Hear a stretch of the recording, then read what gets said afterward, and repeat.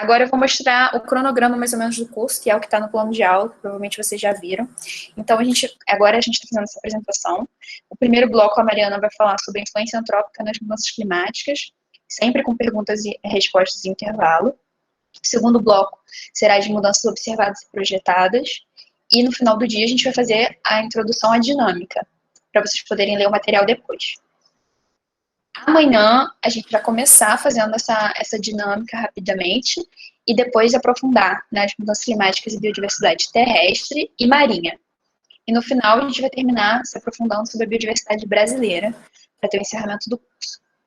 Então é isso, vamos começar. Passo a palavra para a Mariana poder começar a primeira aula. Muito obrigada, Estela. Então, a Estela já nos apresentou. A gente tem uma turma com 150 pessoas.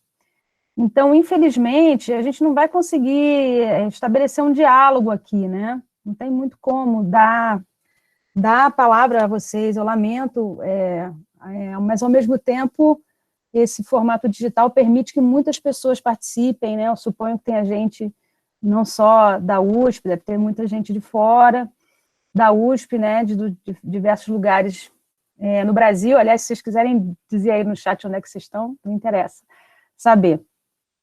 Então, infelizmente, vai ser realmente uma coisa mais expositiva. A Estela e a Daniele vão ajudar a concatenar essas perguntas que eu espero poder responder nesse formato aí um pouco impessoal, mas que eu espero que funcione. Então, vamos lá, vou compartilhar minha tela com vocês e vamos partir já para o conteúdo. Então, vamos lá. Então, vamos começar falando sobre a contribuição antrópica para as mudanças climáticas atuais. Então, existe na verdade, uma pseudo-controvérsia, digamos assim, sobre a contribuição antrópica nas mudanças climáticas que a gente observa hoje em dia, né? Por que eu digo que é uma pseudo-controvérsia? Porque no ambiente científico isso já está superado, é uma discussão que já está superada há pelo menos 10 anos. Ainda existem, claro, alguns cientistas, uma minoria aí, girando em torno de 1% ou menos, dependendo do país, que ainda refuta a influência antrópica nas mudanças climáticas atuais, né? E tudo bem, é saudável isso, não tem nenhum problema. Um deles, um negacionista bem famoso, que eu conheci pessoalmente, inclusive, é o Luiz Carlos Molion. Então, por exemplo, já vi uma reportagem em que ele dizia que a Terra está esfriando e não esquentando, afirma cientista, né? Aí fica todo mundo, como assim? Está esfriando. Então, de onde é que vou dizer para vocês de onde é que vem isso? Primeira coisa é que a Terra está esquentando, isso não tem, que a Terra está esquentando não há dúvidas, tá? Isso é um dado empírico, simplesmente você olha o termômetro, os registros de temperatura, e a temperatura está aumentando, não está diminuindo. Então, aqui, por exemplo, a geleira de Uppsala, na Argentina, em 1928, e aqui em 2004. Está esquentando, tá? Então, não há dúvidas quanto a isso. Mas vou falar muito rapidamente sobre padrões de temperatura ao longo do Fanerozoico. Então, o que é o Fanerozoico? Então, o nosso planeta, ele tem... Ele tem 4,5 bilhões de anos, né? Então, essa aqui é a nossa história.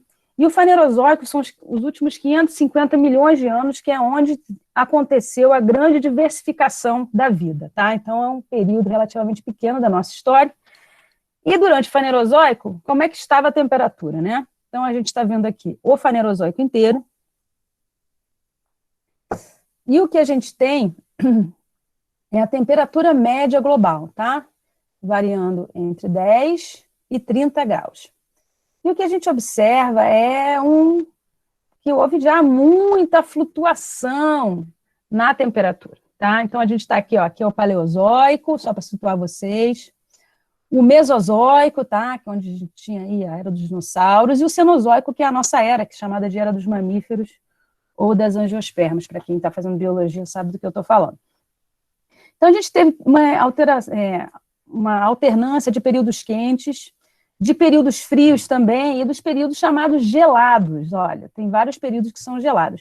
E se vocês observarem, a gente está num numa era que é uma era particularmente fria. Então, a gente vê que no final aí do Mesozoico, extinção dos dinossauros, começou a haver uma queda na temperatura, e a gente está num nível de temperatura muito baixo. Não é um precedente, mas é muito baixo. Então, daí que vem essa afirmação, a Terra, na verdade, está esfriando. Está esfriando se a gente usar essa escala de tempo, a escala do Cenozoico, a gente vê realmente que a gente está numa era em que a gente observa um resfriamento. Então, a gente está numa era particularmente fria, digamos assim, tá?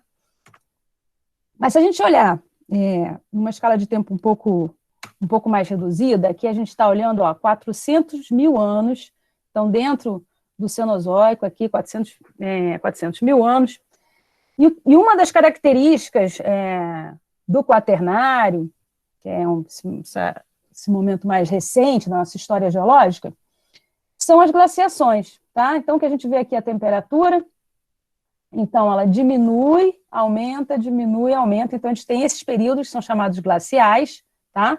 Aqui eu estou só mostrando só 4, mas a gente tem aí umas 21 glaciações que aconteceram já, e os períodos glaciais eles tendem a ser maiores, e tem os interglaciais, que são esses períodos mais quentes, que tendem a ser mais curtos. Então, a gente está num interglacial. Se a gente está num interglacial, isso significa que a Terra está aquecida. Então, nessa escala de tempo, o que a gente pode dizer é que a gente está numa era que é particularmente fria, mas a gente está num momento particularmente quente dentro dessa era, tá bom?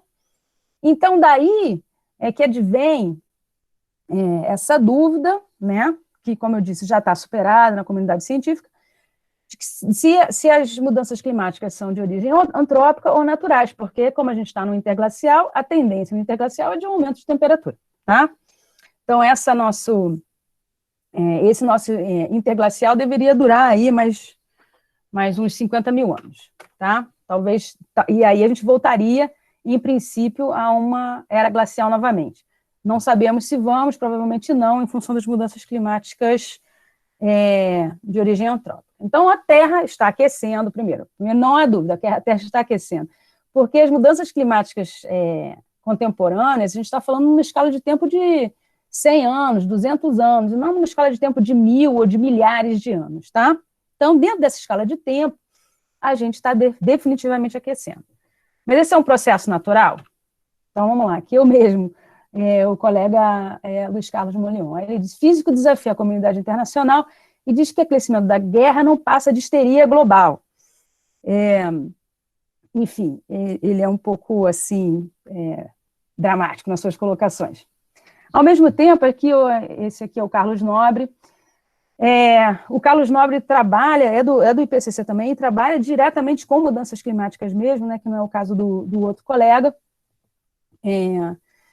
E aí ele afirma que nos últimos 100 anos nós nos tornamos uma força equivalente a essas outras forças naturais de modificação do clima, e que as mudanças dos últimos 50 anos são predominantemente humanas. Então, esse aqui é essencialmente o consenso da comunidade científica atual, tá? Não existe, assim, metade acredita que sim, outra metade acredita que não, aí tem essa disputa, geralmente a mídia gosta de mostrar os dois lados, que é uma coisa saudável, aí dá a impressão de que 50% da comunidade científica pensa uma coisa e os outros 50% pensam outra, não é mais na casa dos 99% versus 1%, tá? Então, de onde é que vem isso? Primeiro tem a grande aceleração, né? Então, talvez vocês já tenham visto, já tenham familiaridade com isso. Se não tem, eu sugiro que vocês deem uma olhada, tá? No conceito da grande aceleração. E o que a gente vê aqui são tendências socioeconômicas e tendências do sistema terrestre.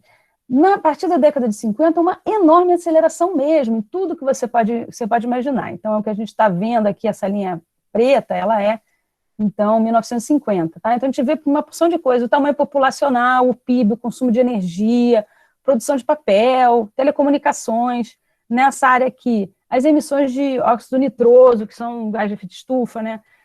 As emissões de CO2, de metano, a temperatura, propriamente, né? A acidificação dos oceanos, o nitrogênio nas áreas costeiras. Então, o que a gente vê a partir 1950, é esse processo de grande aceleração nas nossas atividades e nos recursos naturais e, consequentemente, com consequências óbvias para o meio ambiente, né?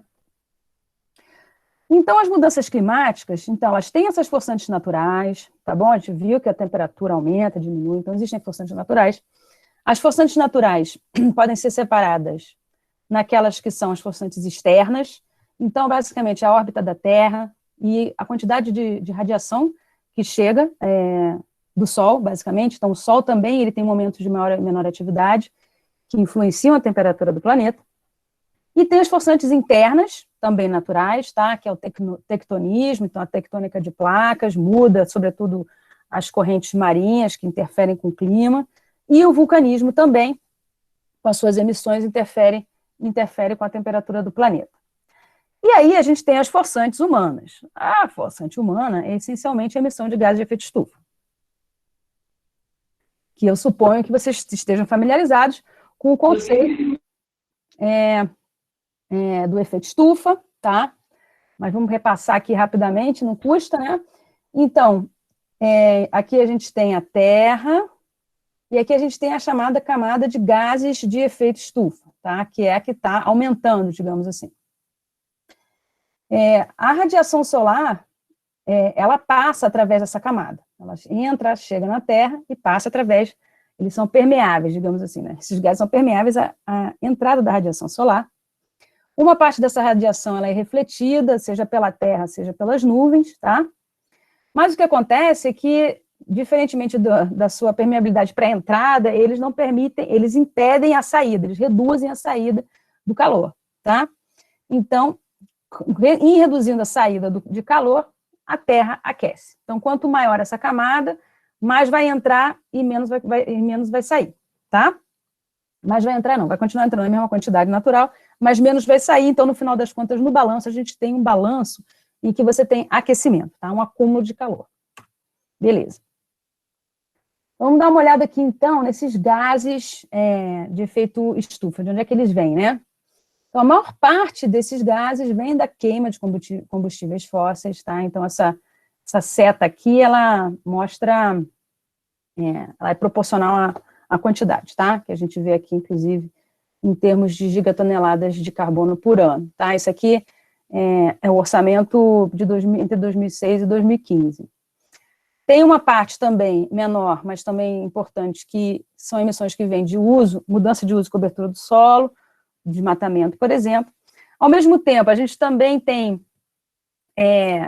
tanto a Terra quanto o oceano são capazes de capturar uma parte desse CO2 ou de CO2 equivalente, são capazes de capturar, mas no final das contas a gente tem um balanço em que a gente tem emitido mais do que a natureza é capaz de reestocar, digamos assim, tá?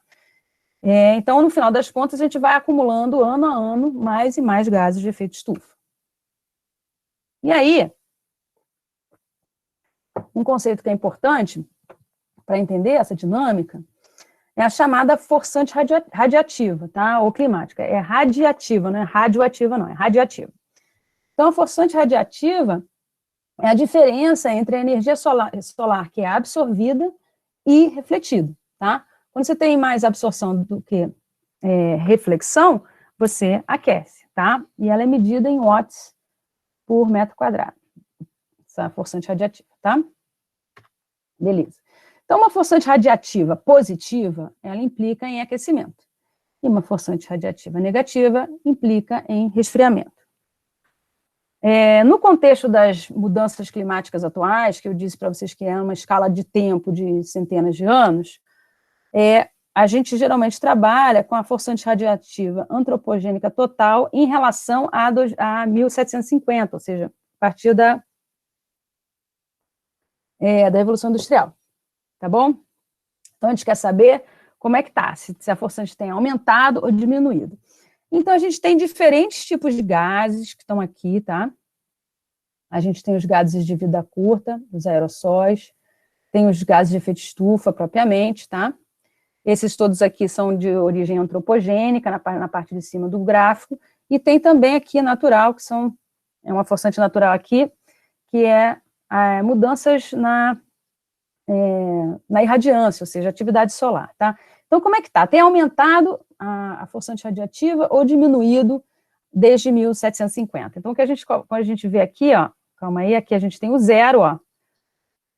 Então, aqui onde não está acontecendo nada em relação a essa base 1750, tá? Para cá é uma forçante positiva, esquenta, e para esquerda é uma forçante negativa, diminui, tá?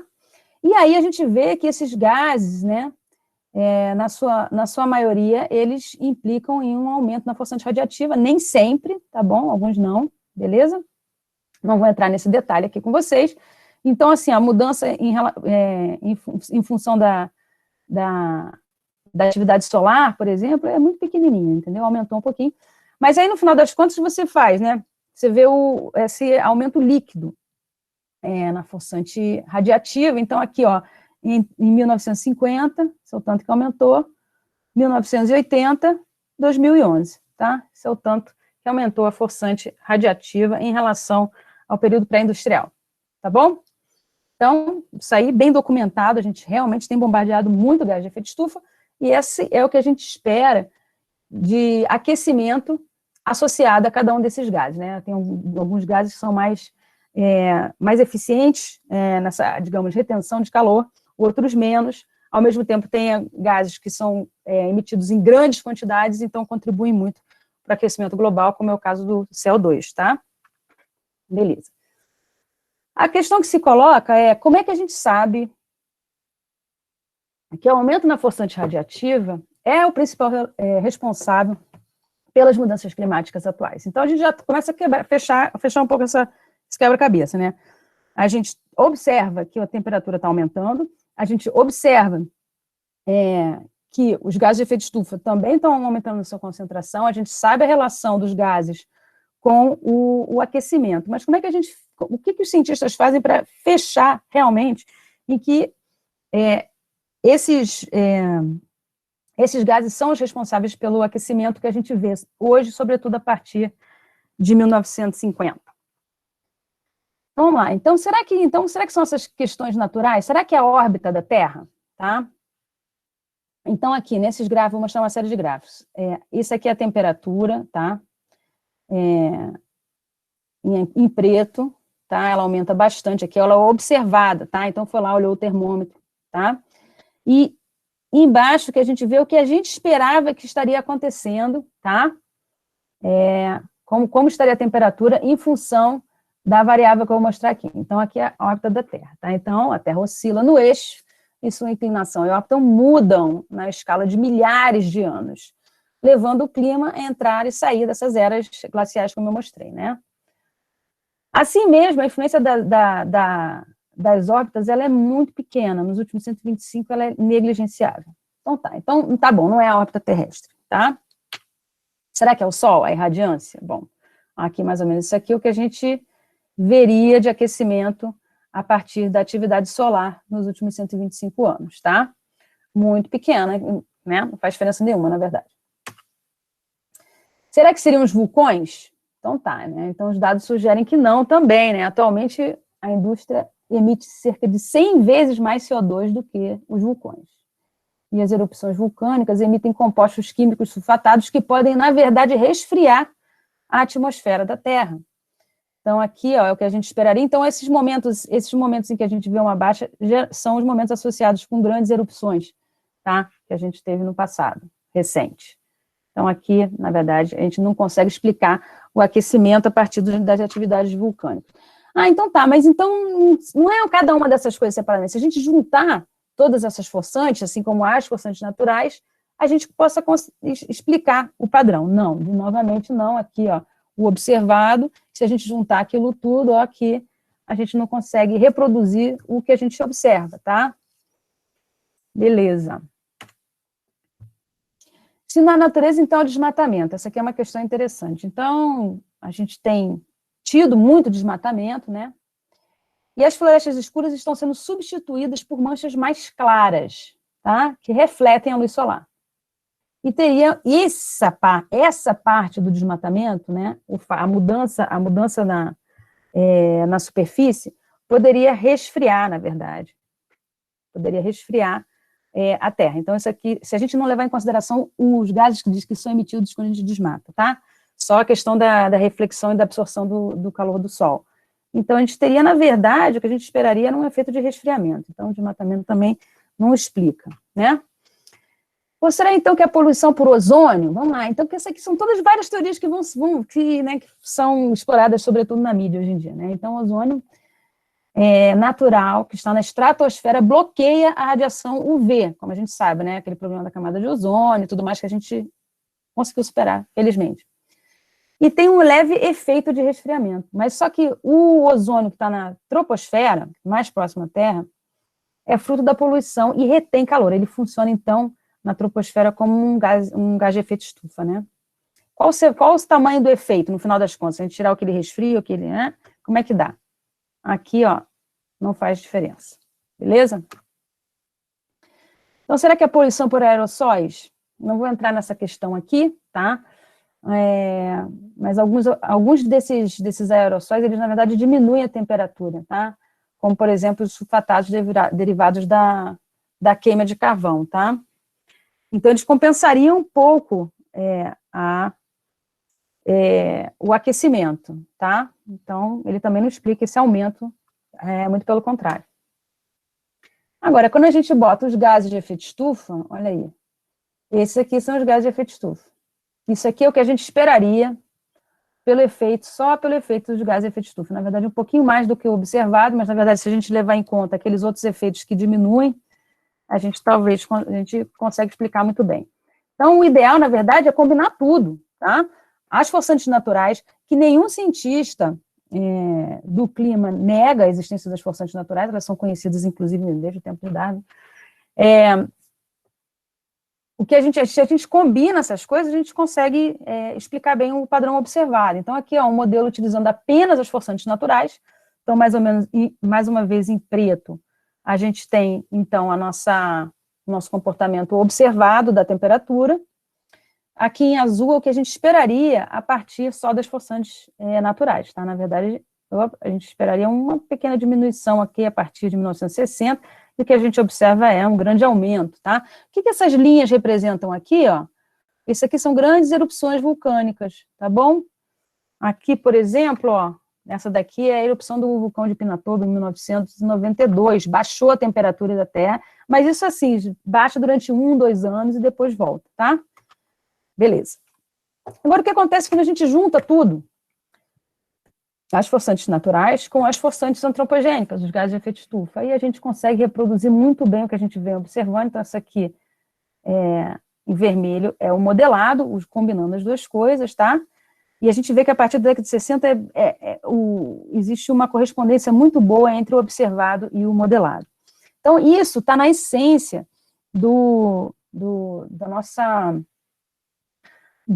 dessa comprovação de que existe uma forte influência, sobretudo a partir da década de 50, das emissões de gases de efeito estufa no aquecimento que a gente observa hoje, tá? Beleza. E aí a gente entra aqui na parte de perguntas e respostas. Eu vou tirar o meu compartilhamento de tela, porque eu não consigo ver vocês quando eu estou compartilhando tela, tá? Então, deixa eu ver aqui. Tá joia. E aí, nessa parte de perguntas e respostas, eu vou deixar as tutoras responderem, a não ser que elas tenham alguma dúvida, para poder descansar minha voz um pouquinho, tá bom? Então, pessoal, se alguém quiser deixar mais alguma pergunta agora, enquanto a gente está respondendo, pode colocar lá. Por enquanto, a gente teve uma pergunta só, que vou ler aqui e vou responder para vocês. Então, a pergunta foi: o que nós podemos fazer no dia a dia para diminuir o impacto no meio ambiente, né? Pequenas ações, como, por exemplo, diminuir o consumo de carne, não usar carro, diminuir o consumo de energia, o que podemos fazer? Então, como a Mariana falou, a grande causa, né, das mudanças climáticas são essas emissões dos gases de efeito estufa. Então, assim, qualquer ação que diminua a emissão de gases de efeito estufa, que são carbono, metano, outros gases, ajuda a diminuir. Entretanto, a maior contribuição das emissões é de grandes setores, como indústrias, pecuária ou indústria dos transportes, que é uma coisa que a gente vai debater na atividade. Então, em teoria, ações que diminuam esse tipo de emissão vão contribuir, mas o ideal é que seja feito em escalas maiores. Bom, Dani, você viu se chegou mais alguma pergunta? Eu acho que tem mais algum, na verdade. Chegou. Tem uma pergunta que uma pessoa fez que fala assim: como que os cientistas modelam os dados para gerar essas simulações de vários cenários sobre as mudanças climáticas? Então, posso responder também. Esses cenários de mudanças climáticas, eles são amplamente utilizados na academia, né, pelos cientistas, e eles são gerados por uma gama de cientistas que trabalham nisso. Então, os cientistas que geram esses cenários, Mariana pode me corrigir se eu estiver errado, são mais físicos e meteorológicos, que eles pegam as tendências históricas, então aquecimento, conforme vai acontecendo, e eles pensam em diferentes trajetórias, dependendo de como a humanidade vai caminhar a partir de decisões políticas e socioeconômicas. Então, assumindo que no futuro a quantidade de gases vai ser diminuída porque tiveram políticas que regulam desmatamento, emissões, etc., daria um cenário que seria menor que esse... Desculpa, fala. Posso te interromper? Então, Eu fala. acho que essa resposta é melhor conduzir, não falando sobre projeção para o futuro, mas falando sobre os modelos de circulação geral, como é a lógica em que eles funcionam. Claro que eles projetam para o futuro, mas até agora a gente falou, na verdade, de modelos que não estão nem projetando para o futuro, estão tentando reproduzir o passado. Pode explicar dentro dessa lógica? Sem falar sobre os RCPs? Senão eles podem se confundir mais. Obrigada. Desculpa, porque eu vou falando, Não, então, pode continuar o raciocínio. Você está falando dos modelos que projetam para o passado. Então, na verdade, são os mesmos modelos, são os chamados modelos de circulação geral, também conhecidos vulgarmente como modelos climáticos, como modelo climático global, que fica com a mesma sigla, tá? Mas são modelos de circulação geral. Então, esses modelos são modelos extremamente complexos, que são desenvolvidos por várias instituições de pesquisa no mundo. Então, por exemplo, na Inglaterra tem o Hadley Center, com seu conjunto de modelos, tem o modelo do Canadá, da Alemanha, do Max Planck, tem o modelo japonês, o Brasil tem o seu modelo, o BESM, o modelo brasileiro. E esses modelos, infelizmente, não dá para entrar nessa aula, né, que é muito detalhe, mas esses modelos têm vários compartimentos. Então, a primeira série de modelos tinha 2 compartimentos principais, a atmosfera e o oceano. A atmosfera e o oceano são super importantes na regulação do clima. Então, o que esses modelos fazem? Eles sabem qual é a equação que relaciona a quantidade de gases de efeito estufa com a temperatura na atmosfera e com a temperatura do oceano, e como é que esses dois conversam. Então, esses modelos eles são espacialmente explícitos, então, eles são na Terra inteira, com célulazinhas, uma colada do lado da outra. O que acontece numa célula é refletido na célula do lado, e também nas células de cima, então, nas diferentes camadas da atmosfera e também do oceano. Então, esses modelos acoplados oceano-atmosfera, eles definem, sabendo a relação dos gases dos gases, não só dos gases, porque eles também têm as forçantes naturais, tá, que influenciam. Então, eles veem como é que isso deve se comportar. Os modelos mais recentes, eles têm outros compartimentos importantes. Então, eles têm os aerossóis, então a química atmosférica. Eles também têm um compartimento que é de uso e cobertura do solo.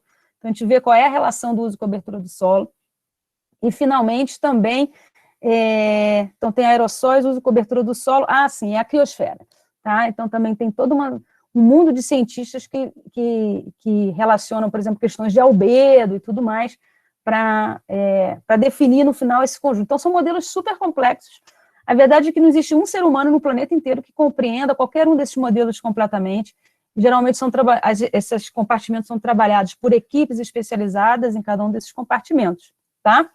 E aí, então, é espacialmente explícito. Então, você tem essas células e eles vão rodando ao longo do tempo. Eles sabem qual é a situação inicial, em termos da quantidade de gases, qual é a órbita da Terra, se teve vulcanismo ou não, isso para, né, o passado. E aí, eles, a partir disso, eles botam o modelo para rodar, são supercomputadores gigantescos, tem que ter uma capacidade computacional enorme para rodar esses modelos. E aí vai gerando o que você espera de encontrar. É exatamente o mesmo modelo que você usa para ver o passado e o futuro. A diferença é que no passado a gente consegue comparar com o observado. Para o futuro a gente não tem essa comparação. E aí a gente entra no que a Estela falou. Então, como no futuro, a gente não sabe que futuro é esse. E se for um futuro em que a gente conseguir reduzir a emissão de gases de efeito de estufa, como é que vai estar a temperatura? Ou se, ao contrário, for um futuro em que a gente continuar emitindo exatamente como a gente emite agora, como é que vai ser, como é que vai estar a temperatura?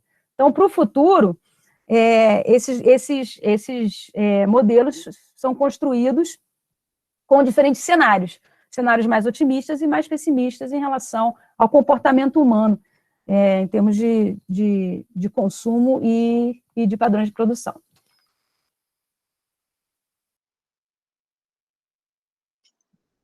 Sim, isso tudo a gente vai falar um pouquinho na atividade dinâmica. Bem, mais uma pergunta chegou aqui. Vamos ler. Então, as mudanças climáticas por ações humanas também acabaram precipitando a próxima era glacial? Se sim, algum estudo calculou o tempo que aceleramos esse fenômeno? Então, sim, né?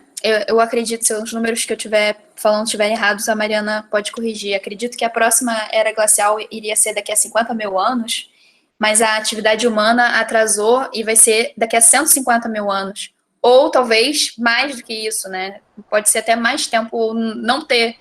Então, as consequências humanas de um pequeno período de tempo estão afetando a Terra em escalas bem maiores. Bem, vamos ver outra pergunta.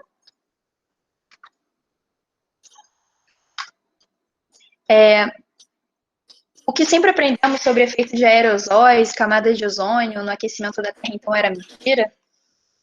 Bem, o papel do ozônio, né, a camada de ozônio, era porque tinha muitos poluentes que destruíam a camada de ozônio, formando buracos nela. Então, a radiação que entrava muito mais forte nessas regiões. Mas alguns efeitos de alguns aerosóis têm esse efeito resfriador, na verdade. Alguns são muito, muito aquecedores e outros são resfriadores. Por isso que a Mariana falou que não quer entrar muito em detalhe nisso, porque é bem complexo, dependendo de cada tipo de aerosol que a gente está falando. Então, não é que é mentira, porque tem alguns que tem um efeito que, no total, resfria mais do que aquece. Mas, em relação à camada de ozônio, é importante entender que são duas coisas diferentes, tá? Camada de ozônio é uma coisa, efeito estufa é outra. Então, a questão da camada de ozônio, que é uma camada bem na parte distante lá da atmosfera, bem alta, a questão da camada de ozônio, lembrando, é que ela filtra a radiação ultravioleta, tá? Ela é super importante, filtra a radiação ultravioleta. A gente estava destruindo a camada de ozônio pela emissão de CF6, e que a grande implicação disso seria, essencialmente, um aumento enorme, aumento de câncer de pele, por exemplo. Não só em seres humanos, mas também no resto da fauna, também, e problemas com a flora também, tá bom? Isso é uma coisa. Isso é a camada de ozônio. E aí tem o ozônio que não está lá em cima, na camada de ozônio, tá? É um ozônio que ele é emitido por atividade humana, e em camadas mais baixas da atmosfera funciona como gás de efeito estufa, tá?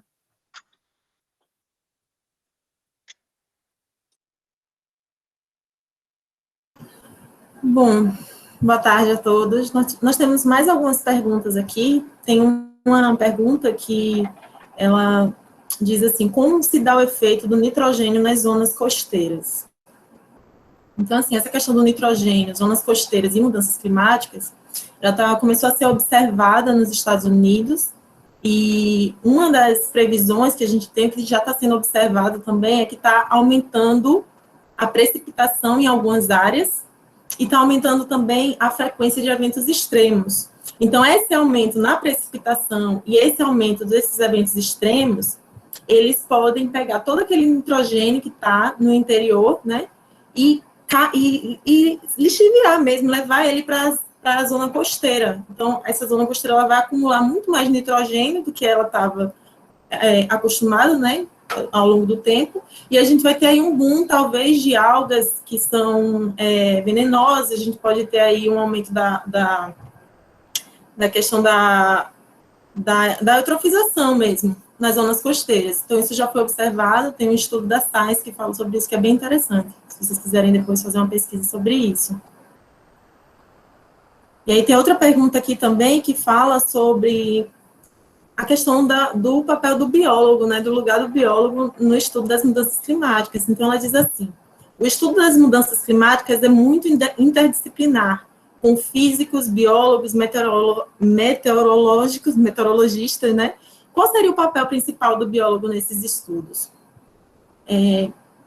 Eu vejo, assim, que se vocês pegarem o relatório do IPCC, a gente saiu agora para 2019 um relatório dos oceanos, mas também tem um relatório o global, né, voltado mais para terrestre, esse é especial, foi um capítulo, assim, um relatório especial, e a gente vê, assim, que uma coisa muito bonita, porque é a reunião de todo o conhecimento que nós temos a respeito do que está acontecendo no nosso oceano e do que está acontecendo com a biodiversidade.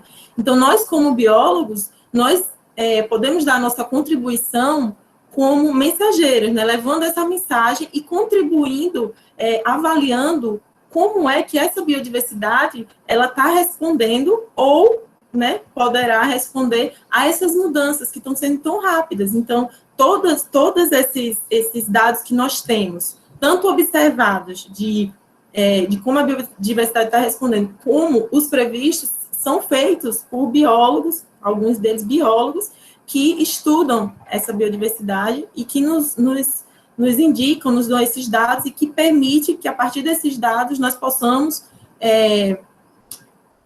clarear os tomadores de decisão e a gente poder, como humanidade, seguir para um caminho que reduza, né, os impactos do homem no planeta. Mariana vai começar agora segundo bloco, mudanças observadas e projetadas.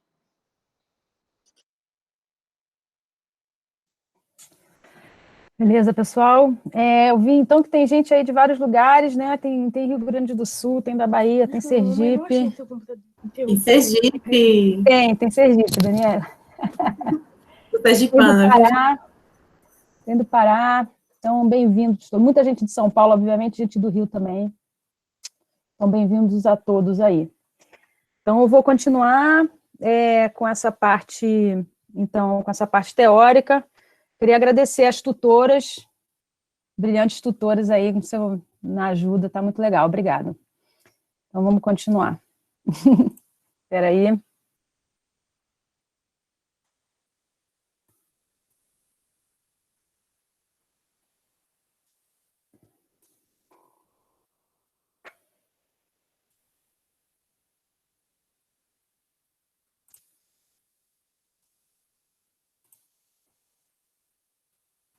Beleza. Estão vendo?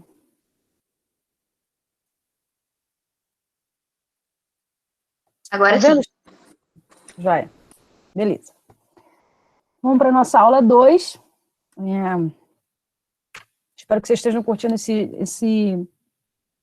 esse formato que a gente fez de aulas curtas, com intervalos, para ver se não fica muito maçante, né? A gente já está há 6 meses de quarentena, acho que muitos de nós um pouco já cansados de tanto tempo de tela.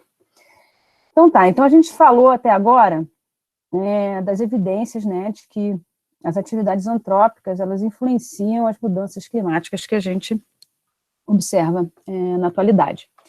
Então eu vou falar agora para vocês, né, quais são as mudanças que a gente já observou no clima, adiantando que elas são todas, quase todas na direção do que se espera, do que se esperava, né? E também quais são as previsões para o futuro. Então, vamos lá. Então, muito do que eu mostrei na aula passada é material do painel intergovernamental de mudanças climáticas da ONU. Então, que é o chamado IPCC na sigla em inglês. Eu faço parte, inclusive, do IPCC. No momento, a gente está redigindo o 6º relatório de mudanças climáticas. E o que o IPCC faz, ele produz documentos que fazem uma revisão da literatura e compilam os dados, tá? Então, dentro de muitos grupos de pesquisa diferentes. Então, eu, no caso, estou trabalhando no capítulo sobre biodiversidade e no capítulo sobre América Central e América do Sul.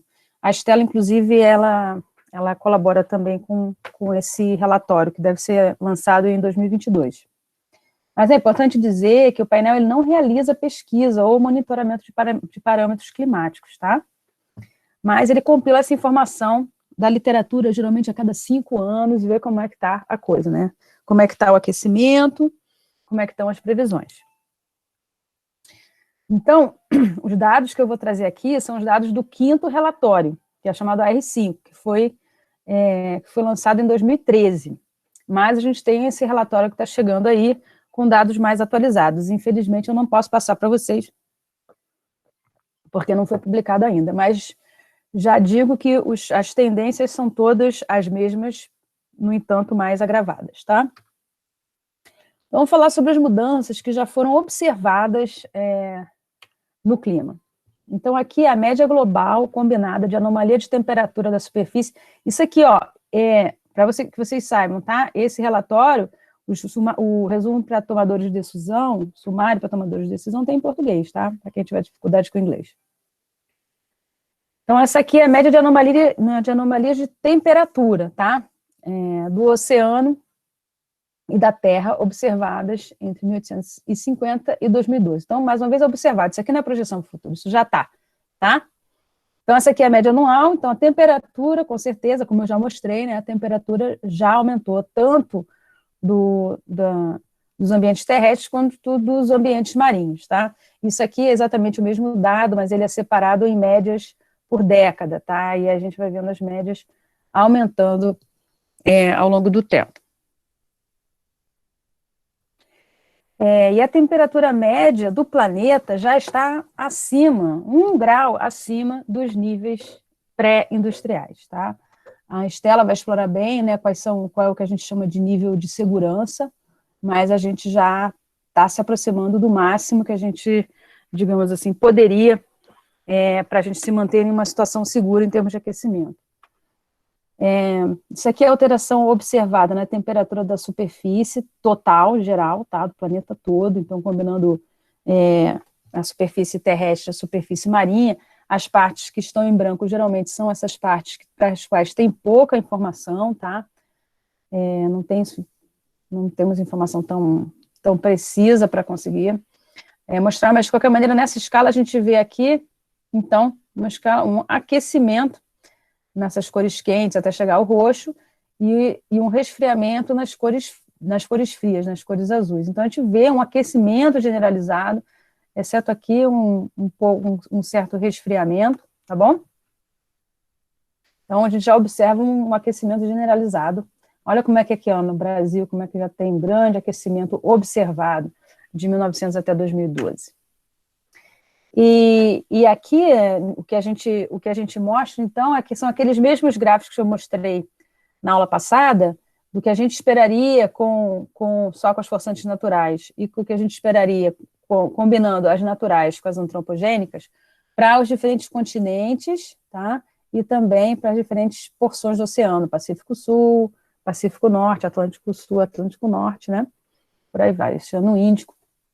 Então, a gente vê que tem algumas regiões que aqueceram mais do que, olhando a linha preta, né, aqueceram mais do que outras, e também algumas que têm maior discrepância entre o que você esperaria pelas forçantes naturais e as forçantes antropogênicas, tá bom? Beleza. Então, aqui a gente falou de temperatura, né, mas precipitação é um fator muito importante, então aqui são as alterações observadas na precipitação anual, na superfície terrestre, essa aqui numa série que vai de 1901 a 2010, e essa aqui é uma série mais recente. Então, a gente vê, quando se trata de precipitação, existem áreas que já mostram uma redução da precipitação e áreas que mostram um aumento da precipitação.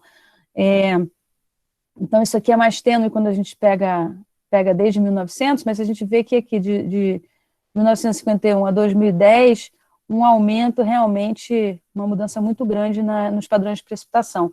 Então, aqui no Brasil, a gente observa, a gente vai voltar a isso, tá? Mas aqui no Brasil, a gente observa, por exemplo, na parte sul e sudeste, um aumento da precipitação, tá? Na Amazônia, a gente começa a observar já uma redução da precipitação, e aqui, aqui na região do Sahel, várias regiões com aumento das secas, tá? Então, mais uma vez, lembrando que isso aqui são dados observados, não são projeções para o futuro, tá? O degelo das geleiras é muito emblemático, né? Todo mundo conhece esse fenômeno. Então, essa aqui é a cobertura, então, observar também, cobertura de neve da primavera no hemisfério norte, tá? Em termos de quilômetros quadrados, a gente vê uma redução, e a extensão do gelo marinho no verão no Ártico, tá? Então, a gente vê aqui a extensão do gelo também está diminuindo claramente. O nosso ursinho polar, não dá para fazer uma aula sobre mudanças climáticas e biodiversidade sem botar o urso polar, que está realmente em situação bem preocupante. E aqui a alteração do nível do mar, então também aumentando, a gente vê que aqui é milímetro, tá? Também não é uma coisa assim gigantesca observada, uma questão de alguns centímetros, tá? Mas um aumento aí, claro, do nível do mar até 2010, tá? E aí, quais são as previsões para o futuro? Então, essas aqui são os dados observados, e a gente tem previsões para o futuro. As previsões para o futuro, essencialmente, intensificam o que a gente já observa, o que a gente já está observando, tá? Então, a gente resgata um pouquinho do que eu falei na resposta a uma aluna do curso, né? Então, essas previsões para o futuro são feitas com esses modelos de circulação geral, que eu mencionei antes, né? E o que a gente tem, para a gente fazer as previsões para o futuro, a gente precisa ter cenários, tá? Então, a gente tem, atualmente, nesse relatório 5, ele trabalhava com esses modelos, esses RCPs, são os Representative Concentration Pathways, que está aqui, né? Representative Concentration Pathways. São caminhos representativos de concentração. Então, eles trabalham, esses modelos, esses cenários, eles trabalham com concentração. Quanto é que tem de gases de efeito estufa na atmosfera, tá? E eles são nomeados segundo a forçante radiativa associada, tá? Então, aqui a gente tem o mais, digamos assim, mais otimista, que é o RCP 2.6, e o mais pessimista, que é o RCP 8.5. Então, no 2.6, o que a gente tem é um pico de aumento de temperatura e um posterior decréscimo, né, até 2100. No 4.5, a gente estabiliza nessa forçante radiativa em 4.5 em 2100. No RCP 6, a gente estabiliza em 6, né, em 2100. E nesse mais pessimista, a forçante radiativa, ela continua crescendo mesmo após 2100. Então, esses aqui são cenários que eles apostam em mitigação climática, ou seja, numa redução das emissões de gases de efeito estufa, também em bastante sequestro de carbono, né, através da biomassa e outros mecanismos, e esse aqui já é um em que basicamente não tem mitigação. Esse aqui é chamado cenário business as usual, se a gente continuar fazendo as coisas da mesma maneira que a gente faz hoje, os nossos padrões de produção, os nossos padrões de consumo, as nossas tecnologias, se a gente mantiver como está, a gente entra, então, aqui nesse RCP 8.5, é essa a situação. Então, esse aqui são cenários mitigatórios, esse aqui é um cenário business as usual. Então, o pessimista, na verdade, ele não é pessimista, ele é simplesmente a situação atual, tá? Beleza. E aí, qual é o aumento de temperatura associado a cada um desses cenários, tá? Então, aqui nesse gráfico, a gente mostra só o que a gente espera para o mais otimista e para o mais pessimista, tá? O RCP 2.6 está representado aqui em azul, as projeções para o futuro. O 8.5 está projetado em vermelho. Esses números aqui se referem ao número de modelos de circulação geral que foram incluídos para fazer essa média e esse desvio, tá?